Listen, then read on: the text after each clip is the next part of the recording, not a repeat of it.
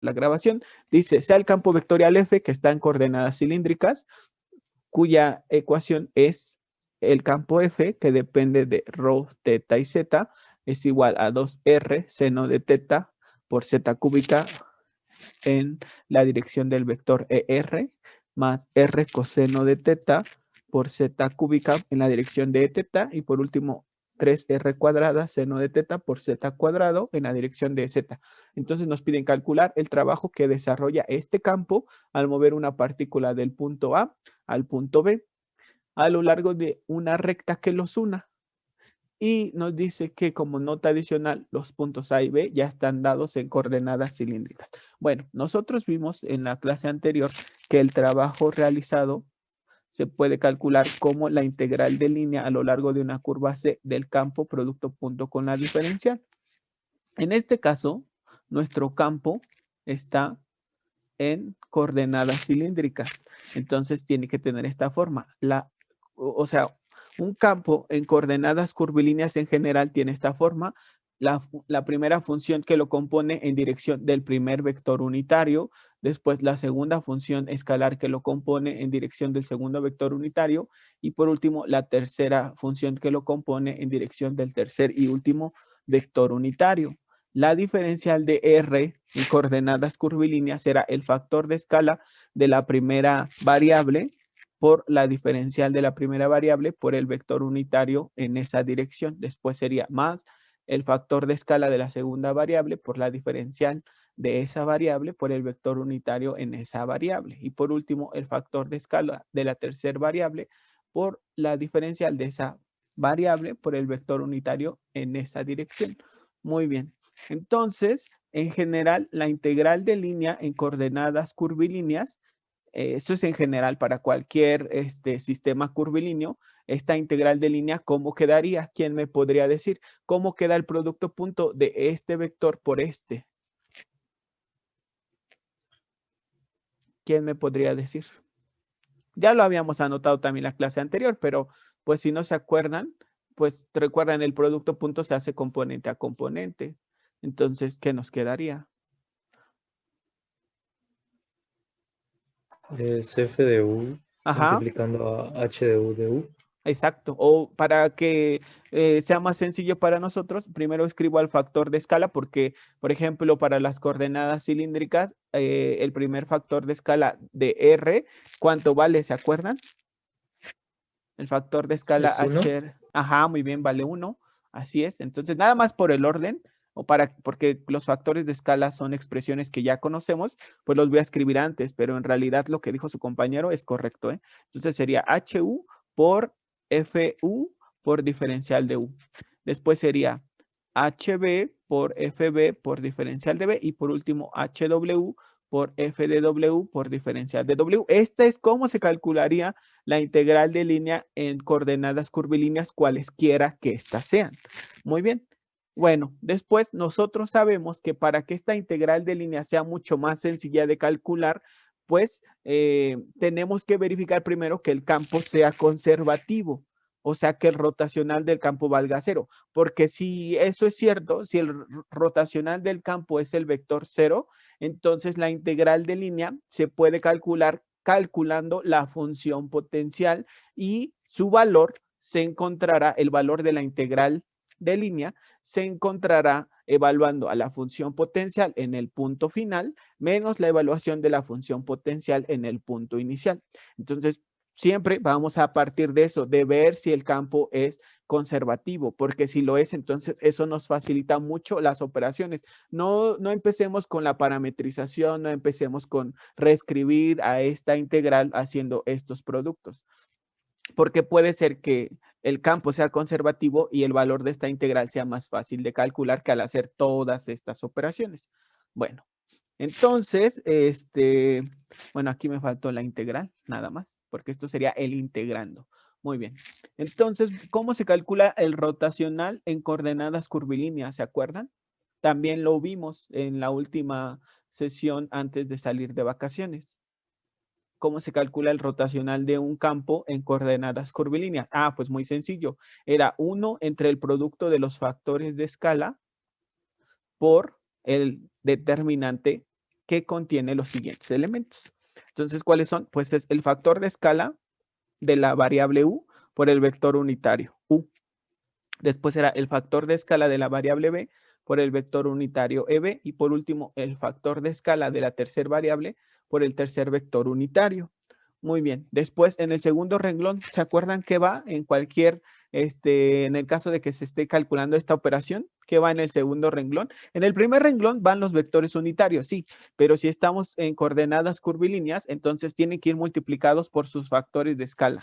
Muy bien, eso es lo único que le agregamos. En el segundo renglón, ¿qué usualmente escribimos, muchachos? Las derivadas parciales. Exacto, muy bien, así de sencillo, las derivadas parciales. Entonces será derivada parcial respecto de u, derivada parcial respecto de b, perdón, derivada parcial respecto de b y por último derivada parcial respecto de w. Y ya en el tercer y último renglón, pues van las componentes del campo, pero recuerden, fíjense, esta se va a llamar primera componente, pero como dependen de r, teta y z, entonces será la primera componente de r, luego esta será primera componente de teta y esta será primera componente de z. Muy bien. Nosotros le llamamos en coordenadas cartesianas F1, F2 y F3. En coordenadas cilíndricas será FR, Fteta y Fz. Si estuviesen en coordenadas esféricas serán F rho, F phi y F teta. Y si estuviesen en coordenadas curvilíneas, pues será FU, FB y FW. Muy bien. Entonces aquí abajo en el tercer y último renglón, en coordenadas cartesianas, pues simplemente van estas expresiones, tal cual. Si estamos en coordenadas cartesianas, simplemente escribimos esas expresiones. Pero si estamos en un sistema curvilíneo, entonces esas expresiones tienen que ir multiplicadas también por los factores de escala, igual que aquí. Entonces, bueno, fíjense, nos quedaría HU por la función que depende de U, luego sería HB por la función que depende de B y por último HW por la función que depende de B. Eso es en general para cualquier coordenada curvilínea, para cualquier sistema en coordenadas curvilíneas. Muy bien, pero ahora ya con los datos que sabemos, por ejemplo, vamos a decir los factores de escala para las coordenadas cilíndricas, que es la que estamos usando, ¿cuáles son? Entonces, ¿quién es HR? ¿Cuánto vale HR? ¿Cuánto vale HT y cuánto vale HZ? Lo tienen en sus apuntes, por favor, búsquenlo y díganme, cualquiera de ustedes dígame cuánto valen los factores de escala. Y ya que sepamos eso, pues simplemente vamos a escribir estas ecuaciones, pero en el sistema en el que estamos trabajando, que es el cilíndrico, porque esto que escribimos es para cualquier sistema curvilíneo, el que sea, pero nosotros estamos en uno específico que es el sistema cilíndrico. Entonces vamos a escribir estas expresiones en el sistema cilíndrico. Entonces primero necesito saber cuáles son los factores de escala en las coordenadas cilíndricas. ¿Cuánto vale HR? Ya me habían dicho eso, que vale 1. Ajá, HT, ¿cuánto vale? ¿Ya lo encontraron en sus apuntes? Muy bien, perfecto. ¿Y HZ cuánto vale? 1. 1, muy bien. Entonces vamos a empezar con el cálculo del rotacional. Entonces será esta operación que es el rotacional del campo, ¿cómo lo reescribirían? A ver, díganme, para ver si me entendieron. Les repito, esto que escribimos es en general para cualquier sistema curvilíneo, pero aquí nos están diciendo, está el campo en coordenadas cilíndricas. Entonces, pues simplemente vamos a sustituir los valores de los factores de escala y ya. Entonces, bueno, aquí me faltó, permítanme. Un momento, por favor. Voy a borrar esto. Entonces, lo primero que tendríamos que escribir es 1 entre el producto de los factores de escala, que es esta expresión. Entonces, ¿cuánto nos quedaría? ¿1 sobre quién? Sobre R. Sobre R, muy bien, sí, sobre R, perfecto, muchas gracias. Y entonces, en el primer renglón, ¿ahora qué escribirían? Sería Entonces, E, pero ajá, en dirección de R. exacto, 1 por E en dirección de R, muy bien, o simplemente ER, perfecto, pero para que no olviden que este es el factor de escala, pues lo escribí, muy bien. Luego, ¿qué escribiríamos? Sí, van muy bien. Entonces es el segundo factor de escala en dirección del vector en dirección de la segunda variable. Entonces sería R por E teta. Y por último sería el tercer factor de escala, que es 1, por el vector unitario en esa dirección, que sería EZ. ¿Hasta ahí me van entendiendo, muchachos? Les digo, solo estoy sustituyendo los valores de los factores de escala y los nuevos vectores respecto a esas variables que son r, teta y z. ¿Están de acuerdo conmigo? ¿Hasta ahí? Sí. Muy bien. Y luego en el segundo renglón, ¿qué escribirían? Derivada parcial respecto de R. Muy bien. Luego, Derivada parcial respecto de θ. muy bien. Y por último, Derivada parcial respecto de Z. muy bien. Y en el tercer renglón, pues recuerden, van las componentes del campo, sí, pero multiplicadas por los factores de escala. Entonces, bueno, entonces en la primera sería el primer factor de escala HR, pues vale 1, multiplicado por la primera componente del campo, que es esta, que sería, la voy a escribir con color negro, que sería 2R seno de teta por Z cúbica. Muy bien, después sería el segundo factor de escala, que es R, multiplicado por la segunda componente del campo, que es esta que tengo aquí arriba. Muy bien. Entonces me quedaría R coseno de teta por Z al cubo. Muy bien. Y ya por último, me quedaría el tercer y último factor de escala, que es 1, por la tercer componente del campo, que serían 3R cuadrada seno de teta por Z cuadrada. Muy bien, ya está. Entonces vamos a calcular ese rotacional. Y bueno, nos quedaría 1 sobre R por, ¿quién sería? A ver, ER que multiplica a quién. Recuerden, tapamos renglón por columna. Ajá. Tapamos renglón y columna. Entonces nos queda derivada parcial de esta expresión respecto de teta menos la derivada parcial de esta expresión respecto de z. Entonces, ¿qué me quedaría? A ver. ¿Quién me dice? Adelante, adelante. ¿Cuál es la derivada parcial de esta expresión respecto de teta? Sería 3R coseno de Z cuadrada. Exacto. 3R cuadrada coseno de teta por Z cuadrada. Muy bien. Ajá. Menos.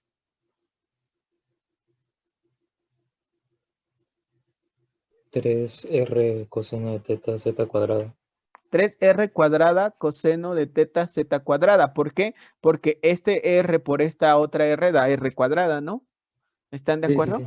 Muy bien, perfecto. Muy bien, estoy de acuerdo. Y luego, entonces seguimos. ¿Cuánto vale esa expresión? 0. 0, muy bien. Entonces la primera componente del rotacional es 0. Después sería, permítanme, menos menos R e teta por quién sería ahora. Ajá, entonces recuerden, tapamos renglón y columna, entonces sería derivada parcial de esta expresión respecto de R menos derivada parcial de esta expresión respecto de Z. Entonces, ahora sí, ¿quién me dice? La derivada parcial respecto de R de esta expresión. Sería 6R del ¿Sí? seno de teta por Z cuadrada. Sí, muy bien, perfecto. Menos 6R, permíteme un momento. Sí. 6R seno de teta por Z cuadrada, muy bien. Muchas gracias, menos. Ajá. Menos 6R ¿Sí? seno de teta por Z cuadrada. Exacto, muy bien, porque es la derivada de esta expresión respecto de Z. Muy bien, ¿y cuánto vale esa segunda componente del rotacional? 0. 0 también, muy bien, y ya nos falta nada más Z por, recuerden, tapamos renglón y columna, sería derivada parcial de respecto de R de esta expresión, menos derivada parcial respecto de teta de esa expresión. Entonces, ¿quién me dice, muchachos? Sería 2R coseno de teta por Z cúbica. 2R coseno de teta por Z cúbica, muy bien, sí. La derivada de esta expresión respecto de R es esa que mencionaste, muy bien. Ajá. Y la derivada respecto de teta de esta expresión. 2R coseno de teta por Z cúbica. Muy bien, perfecto. Y entonces, ¿cuánto vale esta tercer componente del rotacional? 0. 0. Ajá, entonces el rotacional, ¿quién es? El vector nulo. ¿Están de acuerdo? ¿Sí o no? Sí. Sí. ¿Y eso qué significa entonces? Que el rotacional valga 0, ¿qué significa? ¿Que el campo es conservativo? Exacto, el campo es conservativo. Y respecto a la integral de línea, ¿qué significa? Que la integral de línea, ¿qué? Vale 0. No, No solo depende de la vale, trayectoria. Es No. independiente de la trayectoria, exacto, es independiente de la trayectoria. Así es que si aquí nos hubiesen dicho, calcula el trabajo que desarrolla el campo al mover una partícula del punto A al punto B siguiendo una trayectoria muy complicada, pues como el rotacional fue 0, entonces el valor de la integral de línea es independiente de la trayectoria y podríamos haber usado la línea recta que nos están dando. Pero también que el campo sea conservativo significa que la integral de línea se puede calcular determinando la función potencial, evaluándola en el punto final, menos la función potencial evaluada en el punto inicial, que el sábado tuvimos una clase adicional para practicar todavía más cómo determinar la función potencial, que es como lo vamos a resolver este ejercicio. Otra vez vamos a calcular la función potencial. Y bueno, nada más para aclarar ese pequeño error que uno de ustedes mencionó, que dijo que si el campo es conservativo, entonces la integral de línea vale 0. No, eso no es verdad. Solamente se cumple cuando la trayectoria o cuando la integral de línea sea cerrada. O sea, que el punto inicial y el punto final sean el mismo. Si el punto inicial y el punto final son el mismo, entonces este valor será el mismo que este y la resta sí valdrá 0. Pero les digo, eso solo pasa cuando la trayectoria es cerrada y el punto inicial y el punto final son el mismo punto. Entonces ahí sí vale 0. Ese es el caso cuando vale 0. ¿Están de acuerdo, muchachos? Sí, ya aclaré ese pequeño error.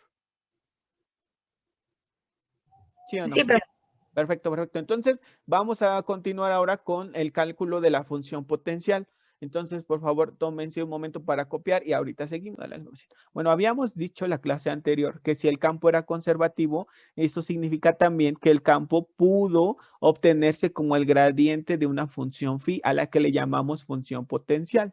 Entonces, en coordenadas cartesianas, pues decíamos el gradiente de la función phi está dado por derivada parcial de phi respecto de x en y, más derivada parcial de phi respecto de y en j, más derivada parcial de phi respecto de z en k. Sin embargo, nosotros ahora estamos en coordenadas cilíndricas. Entonces, el gradiente, que también lo vimos antes de salir de vacaciones, el gradiente en coordenadas curvilíneas se calcula como 1 sobre el primer factor de escala por la derivada parcial de phi respecto de esa primer variable en dirección del primer vector unitario. Después sería más 1 entre el segundo factor de escala por la derivada parcial de phi respecto de esa variable en dirección del vector unitario en esa variable. Y luego sería más 1 sobre el tercer y último factor de escala por la derivada parcial de phi respecto de w por EW. Muy bien. Entonces les repito. Dijimos, si el campo es conservativo, significa que el campo vectorial pudo obtenerse como el gradiente de una función escalar phi.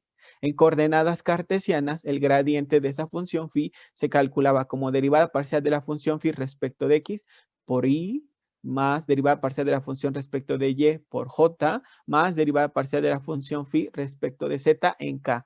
Pero si nuestro campo está en coordenadas curvilíneas, entonces el gradiente de la función escalar se calcula de esta manera. Lo único que le estamos agregando son los factores de escala, otra vez, pero como cocientes, no como producto, o sea, no HU por, sino 1 sobre HU, 1 sobre HB y 1 sobre HW. Muy bien. Entonces, si nosotros vamos, como el campo fue conservativo, vamos a intentar conocer quién es esta función phi. Y lo que habíamos hecho en la clase anterior fue que ahora nuestro campo lo comparábamos con esta expresión. Pero bueno, antes, ¿cómo quedaría el gradiente de nuestra función phi en coordenadas cilíndricas? Sustituyendo lo que ya conocemos, que son los factores de escala, que recuerden, HR era 1, HT era R y HZ era 1 también. ¿Están de acuerdo?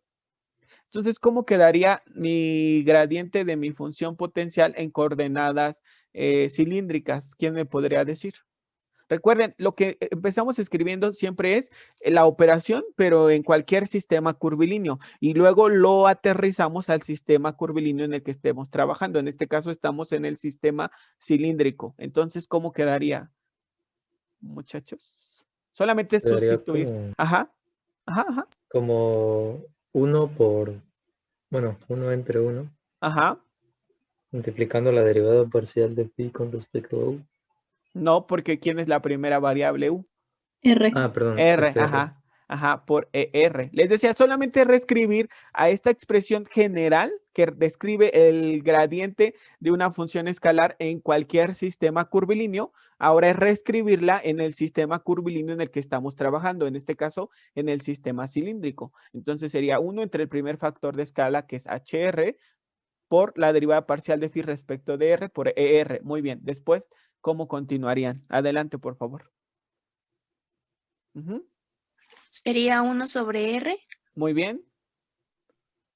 por la parcial respecto a teta Sí, y por el vector unitario en dirección teta. exacto, muy bien. Después sería,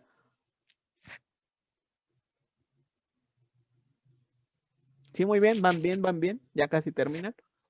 Sería igual 1 sobre 1 Ajá, de la parcial de la potencial con respecto a z y por sí, el vector unitario respecto a z, en exacto, dirección z. exacto, muy bien, ya está. Ese es. Solamente alguien puede decir, ay, pero ¿por qué escribe 1 sobre 1 si sabemos que es 1? Ah, pues nada más para que ustedes entiendan que estamos sustituyendo el valor del factor de escala. Por eso lo escribí. Ya sé que es un 1 y que no debería de escribirlo, pero cuando revisen sus apuntes en otro momento, quieran recordar cómo se calcula el gradiente de una función en coordenadas cilíndricas, pues aquí está la expresión. Muy bien, entonces, bueno, dijimos, si el campo es irrotacional, entonces este pudo obtenerse como el gradiente de una función escalar phi. Yo quiero determinar quién es esa función phi, pues lo primero que hago es igualar esta expresión que describe al gradiente de una función en coordenadas cilíndricas, lo comparo con el campo. O sea, esto tiene que ser igual a 2R por el seno de teta por z cúbica por ER. Después sería más R coseno de teta z cúbica por e teta y por último más 3r cuadrada por el seno de teta z cuadrada por e z. Y si los vectores son iguales, ¿qué tiene que pasar? ¿Qué nos dijeron en cálculo y geometría analítica? ¿Qué pasaba cuando dos vectores eran iguales? ¿Cómo podemos afirmar analíticamente que dos vectores son iguales? Sí y solo sí. Dos vectores son iguales, sí y solo sí. Ajá. Los componentes son iguales. Exacto, son iguales componente a componente. Muy bien, entonces, ¿eso qué quiere decir? ¿Eso qué quiere decir? Que ¿cuánto vale la derivada parcial de phi respecto de R? ¿O a qué sería igual esa derivada parcial de phi respecto de R? 2R seno de teta. Exacto, muy bien, perfecto. ¿Cuánto valdría 1 sobre R derivada parcial de phi respecto de teta? R coseno de teta por teta cúbica. Exacto. Muy bien. En otras palabras, derivada parcial de phi respecto de teta sería r cuadrada coseno de teta z cúbica, porque este que estaba dividiendo pasó multiplicando. ¿Están de acuerdo conmigo? Sí. Muy bien. Y por último, la derivada parcial de phi respecto de z sería... 3R cuadrada seno de teta z cuadrada. Exacto. Muy bien. Ya está. Y entonces, bueno, estábamos en el cálculo de la función potencial. Entonces estábamos comparando cada componente del campo con el gradiente de esta función phi. Entonces ya comparamos uno a uno sus términos. Entonces ya nada más decíamos que la derivada parcial de z, de phi respecto de z era la tercer componente del campo. Ya porque dijimos que los dos vectores, este vector de la izquierda, permítanme, este vector de la izquierda es igual al vector de la derecha si solo si son iguales componente a componente. Entonces igualábamos esta expresión con esta última y ya. Bueno, entonces, ¿cómo comenzamos para poder calcular la función potencial phi? ¿Con qué o de qué partimos, muchachos? Integrando la derivada de phi respecto de R con respecto a Exacto, R. exacto, muy bien. Entonces, a la derivada parcial de phi respecto de R la vamos a integrar respecto a R. Muy bien. Entonces nos quedaría integral de la derivada parcial de phi respecto de R sería igual a la integral de 2R seno de teta por z cúbica diferencial de R. Entonces del lado izquierdo nos queda simplemente phi. ¿Están de acuerdo conmigo, muchachos? Sí. Ajá, y del lado derecho, ¿qué nos quedaría? R cuadrada seno de phi z cúbica, ¿no? R cuadrada seno de teta z cúbica. Muy bien, más una constante que va a depender de quién. Sí, muy bien, De van bien, teta va bien. y de teta. De teta y zeta. De teta y zeta, muy bien. Y entonces con esta función phi que obtuvimos, ¿qué tenemos que hacer a continuación? Derivarla. Derivar. Ajá, derivando respecto a qué variable. Teta. Muy bien. Entonces nos quedaría derivada parcial de phi respecto de teta será r cuadrada coseno de teta por z al cubo. Después sería más derivada parcial de c respecto de teta por z. ¿Y eso a qué tiene que ser igual? Ah, pues nosotros ya sabíamos que la derivada parcial de phi respecto de teta es esta expresión. Entonces, esa derivada parcial la igualamos con r cuadrada coseno de teta por z al cubo. Y entonces esta y esta expresión aparecen en ambos lados de la igualdad. Y entonces significa que la derivada parcial de c respecto de teta z es igual a 0. Muy bien. Y entonces, ¿qué hacemos después de eso? Integramos Muy bien, perfecto. Integrando respecto a qué. a teta. Ajá. Respecto a teta. Muy bien. Integrando respecto a teta nos quedaría que la integral de la derivada parcial de c respecto de teta, bueno, c es una constante que depende de teta y z respecto de teta, tiene que ser igual a la integral de 0. Muy bien. Entonces, ¿qué nos quedaría? Pues que c que depende de teta y z sería igual a ¿quién? Una constante. Muy bien, a una constante, pero que va a depender de quién. Si es una constante, pero que depende de quién. Para que al derivarla nos quede 0, esa constante de quién dependerá. De teta. No, porque si depende de teta y derivo respecto de teta, me va a quedar algo distinto de 0. Pero para que me quede 0, ¿de qué dependería esa constante? Si estoy derivando respecto de teta y me quedo 0. Fíjense otra vez, ¿eh? Zeta. De Z. Sí, pero les explico. Dice, la derivada parcial de c respecto de teta, perdón, donde c es una constante que depende de teta y z, vale 0. Eso significa que c depende exclusivamente de z. Por eso, al derivarla respecto de teta, su derivada es 0. Muy bien, entonces será una constante que depende de z. Perfecto. Entonces, significa que mi función phi, que ya la había obtenido aquí, será r cuadrada seno de teta por z cúbica más esta constante. Es una constante, según lo que acabamos de hacer, es una constante que solamente depende de z. Muy bien. ¿Y ahora qué hacemos? Derivamos respecto de zeta. Exacto, muy bien. Ya nada más para terminar, calculamos la derivada de phi respecto de z. Entonces nos quedaría 3r cuadrada seno de teta por z cuadrada más c' de z. ¿Y eso a qué tendría que ser igual? Pues ya sabíamos que la derivada parcial de phi respecto de z era esta expresión. Entonces nos queda 3r cuadrada seno de teta por z cuadrada. Y entonces esta expresión y esta aparecen y nos queda que c' de z es igual a 0. Entonces ahora sí, integrando respecto a z exclusivamente, porque esa solo depende de z, nos quedaría que z ¿quién es? Para que su derivada valga 0. O c de z, perdón. C de z ¿quién es? Para que su derivada valga 0. ¿Qué Una constante? constante. Una constante, ajá, cualquiera, exacto. Entonces ya determiné lo que me hacía falta de mi función potencial. ¿Quién era c de z? Entonces mi función potencial sería r cuadrada seno de teta z cúbica más una constante. Ya está. Entonces, como mi rotacional fue el vector 0, significa que el campo es conservativo. Entonces, la integral de línea se puede calcular, o sea, esta integral del trabajo que era a lo largo de la curva C de f punto de R se puede calcular simplemente como esta función potencial evaluada en B menos la función potencial evaluada en A. Entonces, ¿quién era nuestro punto B, muchachos? La función potencial evaluada en... Nuestro punto B era 2, 0, menos 1. ¿Están de acuerdo? Sí. Menos la función potencial que calculamos evaluada en el punto A, que es 1 pi medios y 1. ¿Están de acuerdo? Sí. Y entonces, ¿qué nos quedaría? Ah, pues recuerden, ya nos dijeron que los puntos ya estaban en coordenadas cilíndricas.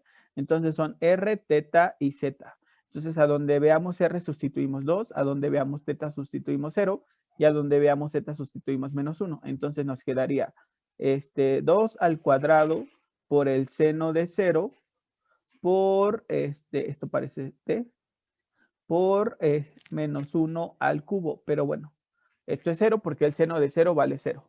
Luego sería menos la evaluación de la función potencial en 1 pi medios y 1, pues nos queda 1 al cuadrado por el seno de pi medios por 1 al cubo. ¿Y por qué no puse la constante? Ah, pues porque la constante es la misma y aquí está esa constante y luego le voy a restar esa misma constante, por lo tanto se simplifica. Y entonces me quedaría simplemente 1 al cuadrado es 1, seno de pi medios es 1, 1 al cubo es 1, entonces me quedaría menos 1. Menos 1 es el resultado de esa integral, o sea, es el trabajo que se necesita mover, es el trabajo que efectúa el campo al mover una partícula del punto A al punto B.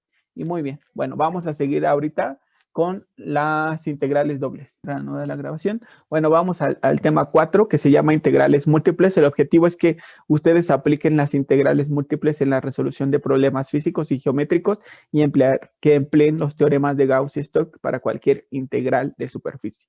Entonces, para poder comenzar este tema, primero vamos a recordar cómo se calculaba la integral definida de una función que dependía de una sola variable y cómo se interpretaba esta. Entonces, lo que nos ayudaba a resolver la integral definida que depende de una sola variable es el problema del área bajo una curva. Entonces, aquí tengo una curva y para poder encontrar su valor, pues lo que hacíamos era dividir al intervalo que iba desde A hasta B en n subintervalos que podrían ser del mismo tamaño o de tamaños diferentes. De hecho, muy probablemente comenzaron explicándoles, no sé, el método de la suma inferior, donde decían divide al intervalo AB en n subintervalos que sean del mismo tamaño, luego marca cada extremo del intervalo como x0, x1, x2, x3 hasta xn y después en cada subintervalo determina el valor que toma la función más pequeño y con eso, a partir de eso, traza un rectángulo.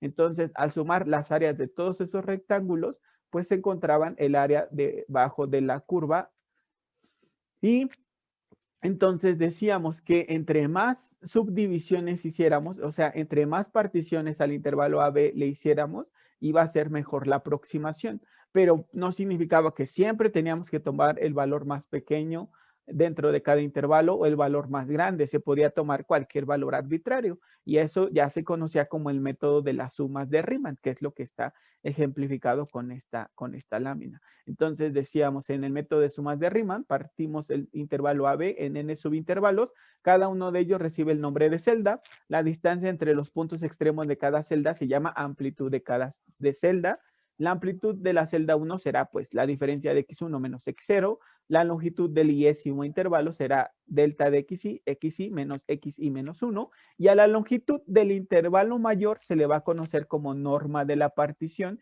y se denota de esta manera.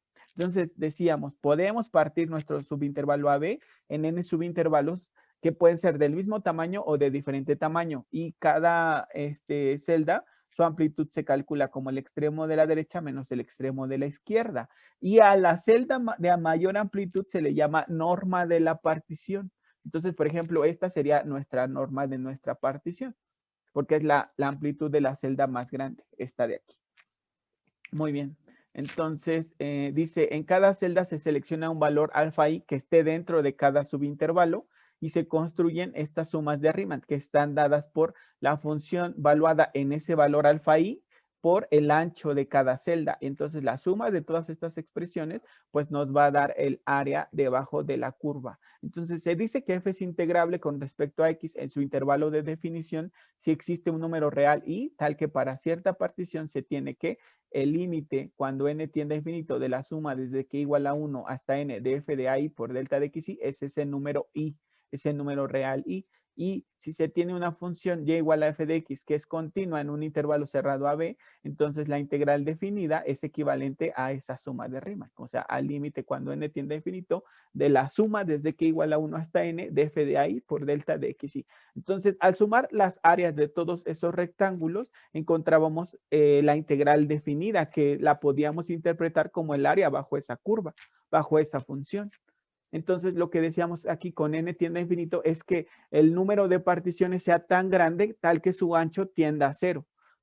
Y bueno, eso es como interpretábamos de manera geométrica a la integral definida. Pero ahora, ya recordando un poco esto que conocimos el semestre pasado en cálculo integral, pues vamos a ver la interpretación de las integrales dobles. Entonces, para una función f de xy, o sea, z igual a f de xy, donde f es continua y además la función f de xy es mayor o igual que 0, para todas a menor o igual que x, menor o igual que b y c menor o igual que y, menor o igual que d. Entonces, fíjense, para que lo entiendan mejor, tenemos una función z igual a f de xy, donde f es mayor que 0, o sea, toda la función z está por encima del plano xy. Y luego x está definida en el intervalo que va desde a hasta b y y está definida en el intervalo que va desde c hasta d. Entonces, deseamos calcular el volumen del sólido que se encuentra debajo de esta superficie z igual a f de x y sobre la región R, pues que está delimitada por las variables x y y, donde x va de a a b y y va de c a d, donde esta región está en el plano justamente XY. Entonces, deseamos calcular, les repito, el volumen del sólido que se encuentra debajo de la superficie, pero por encima de la región. Muy bien. Entonces, lo que vamos a hacer, partiendo de lo que hicimos en el curso de cálculo integral, es que vamos a dividir esta región que nos daban en el plano XY, la vamos a dividir colocando una cuadrícula sobre la región que consiste en n rectángulos más pequeñitos. No necesitan ser todos del mismo tamaño. Aquí se ven que son todos del mismo tamaño, pero no es forzoso que lo sean. Pueden ser de tamaños diferentes. Para cada rectángulo RI, aquí está, este rectángulo se llama RI, en la partición aproximamos el volumen que se encuentra debajo de la superficie Z y sobre la región RI, construyendo una caja rectangular cuya altura será la función evaluada en x, y, y, y para algún punto x, y, y. Entonces, fíjense, lo que vamos a hacer para aproximar el volumen debajo de esta superficie z igual a f de xy y por encima de la región delimitada por las variables x y y comprendidas x entre el intervalo que va de a y b y y en el intervalo que va de c a d. Entonces, para aproximar el volumen de ese sólido, lo que vamos a hacer es dividir esa región en pequeños rectangulitos y a partir de esos encontrar una caja rectangular cuya altura coincida con la función evaluada en un punto x, y, y.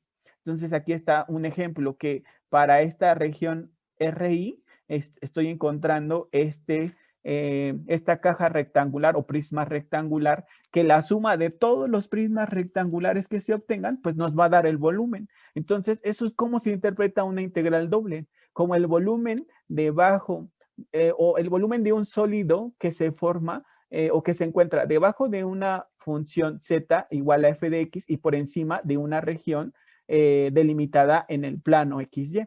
Entonces, el volumen BI debajo de la superficie Z y sobre la región RI se aproxima mediante el volumen de la caja.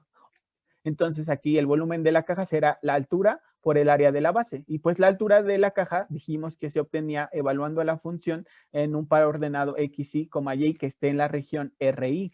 Y el área de la base pues será el incremento de ahí, que sería el ancho por el largo, ¿no? Delta X por delta Y.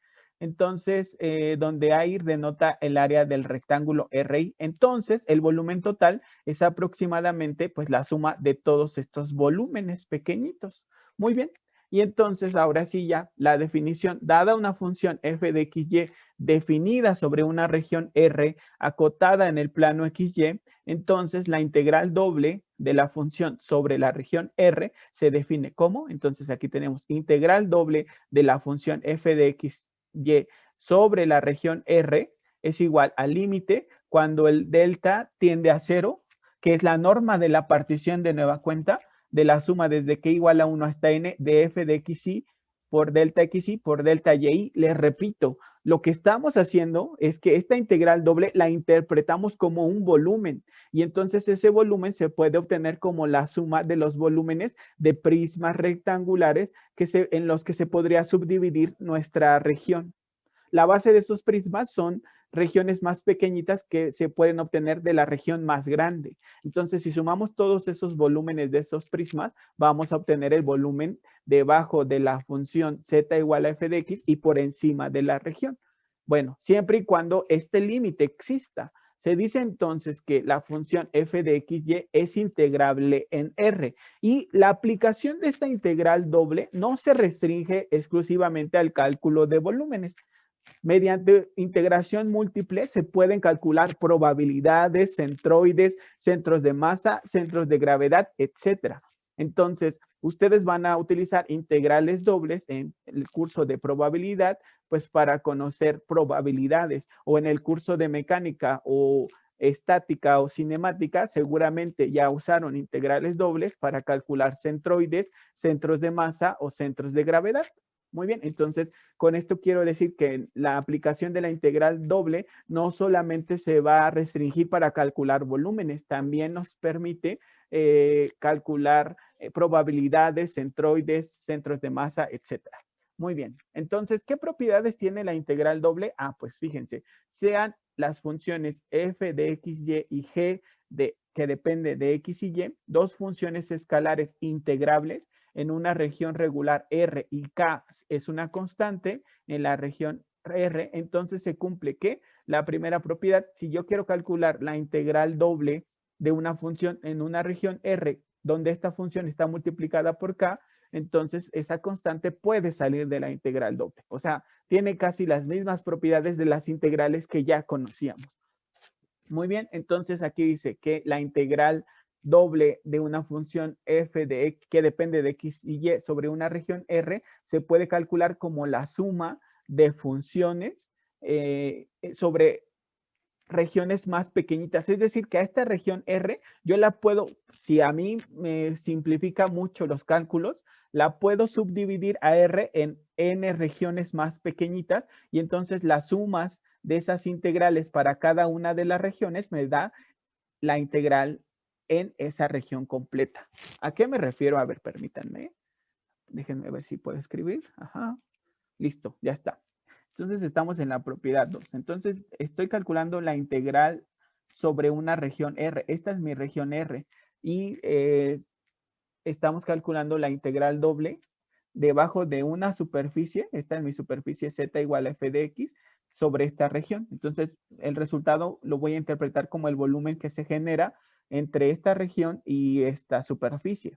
Muy bien, pero entonces aquí en la propiedad 2 me dice que yo puedo dividir a la región R en tantas regiones como yo requiera, R1, R2, R3 y R4, por ejemplo, y entonces calculo la integral para esta región 1, y luego la integral para esta región 2, luego para esta región 3 y para esta región 4, y la suma de esas integrales me va a dar la integral total. Entonces, si por alguna razón el cálculo me es más sencillo, si yo divido a la región en n regiones más simples, pues entonces simplemente sumo los resultados y ya me da el valor de la integral para la región más grande. Eso es lo que dice este teorema nada más.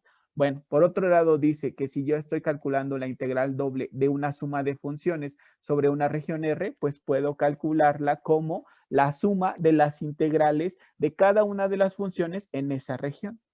Bueno, la propiedad 4 dice que si mi función que depende de x, y, z es positiva, o sea, que toda mi superficie está por encima del plano x, y, para todo par x, y que pertenece a la región R, o sea, que para todo par x, y que pertenece a la región R, mi superficie está por encima del plano XY. O sea, se obtienen valores de Z positivos exclusivamente. Si eso se cumple para cualquier par ordenado en la región, entonces la integral doble, su valor va a ser siempre mayor o igual que 0.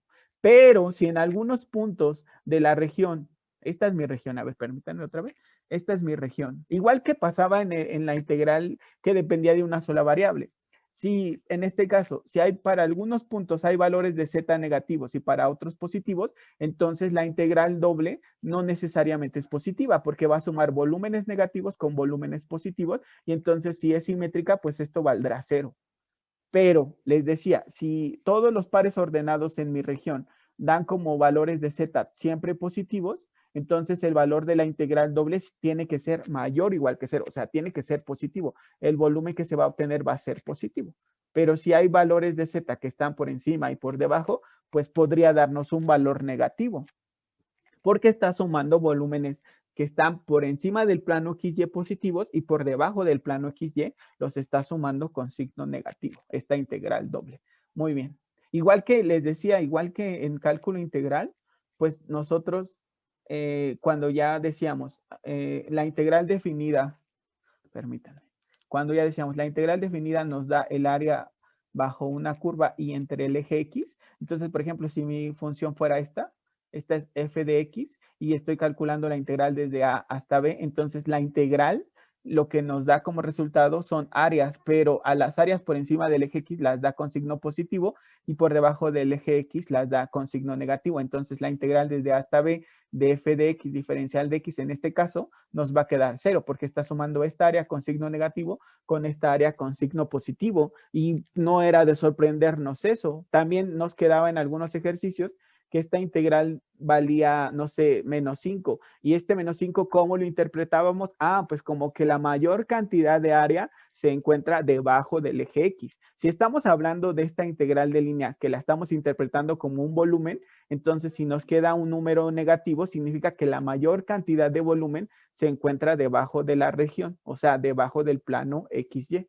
¿Sí me explicó, muchachos? ¿Cómo ven? ¿Sí me están entendiendo? Sí, profe. Perfecto. Muy bien. Y ya por otro lado, si la función f de xy es mayor que la función g de z, o sea que una superficie está más arriba que la otra, entonces la integral que se obtenga de la primera superficie va a ser mayor que la integral que se obtenga de la segunda superficie, porque pues al estar más alta, el volumen va a ser mayor. Y por eso este resultado va a ser más grande que este. Y bueno, ya por último, la propiedad 6 dice que la integral doble simplemente del diferencial del área nos da el área de la región. Así tal cual. Entonces, si yo no uso una función, o sea, yo no uso una superficie, entonces la integral doble me va a dar simplemente el área de la región R.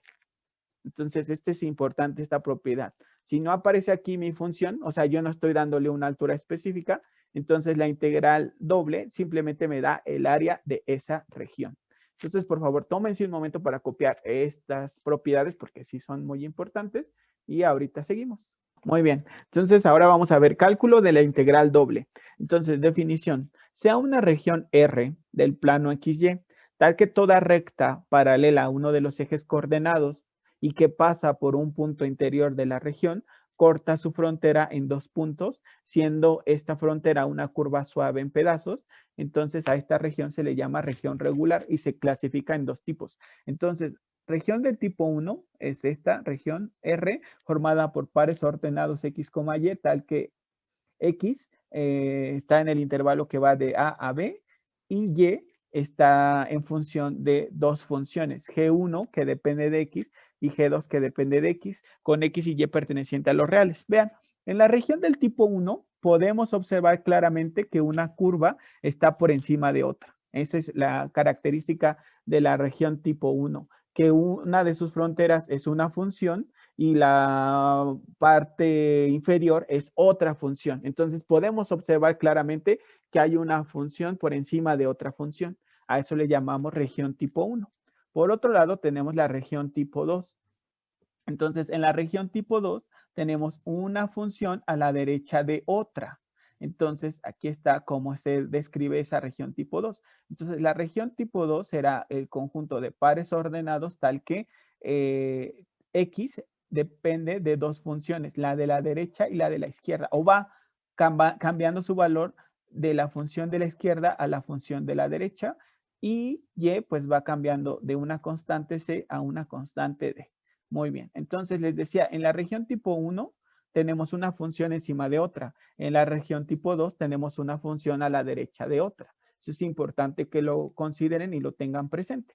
Muy bien. Después dice, la integral doble de una función continua f de xy en una región regular R del tipo 1 limitada por. Entonces, en la región del tipo 1, decíamos, tenemos una función encima de otra y x cambia de A a B y y cambia de G1 a G2. Entonces, la integral reiterada del segundo orden de esta función en dicha región será la integral doble de la función f de x, y en la región R por diferencial de área será.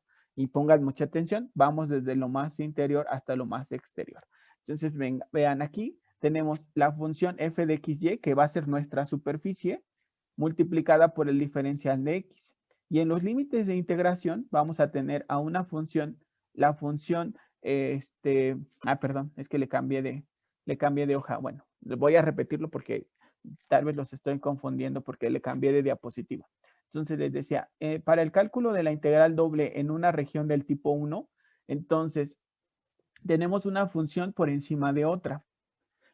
Y la integral doble se calculará de la siguiente manera. Les repito, partiremos de lo más interno hasta lo más externo. Entonces tenemos a nuestra función, que es la superficie que depende de x y y. La vamos a multiplicar por diferencial de y. Nuestros límites de integración dependerán de x. O sea, iremos desde la función que está debajo hasta la función que está por encima. Ambas deben depender de x. Muy bien. Y después de calcular esa integral, entonces tendremos una segunda integral que va a ir desde el valor de x igual con a hasta el valor de x igual con b, y todo va a estar integrado respecto de x. Entonces, por favor, tómense un momento para copiar estas expresiones porque son las que vamos a estar usando para calcular estas integrales.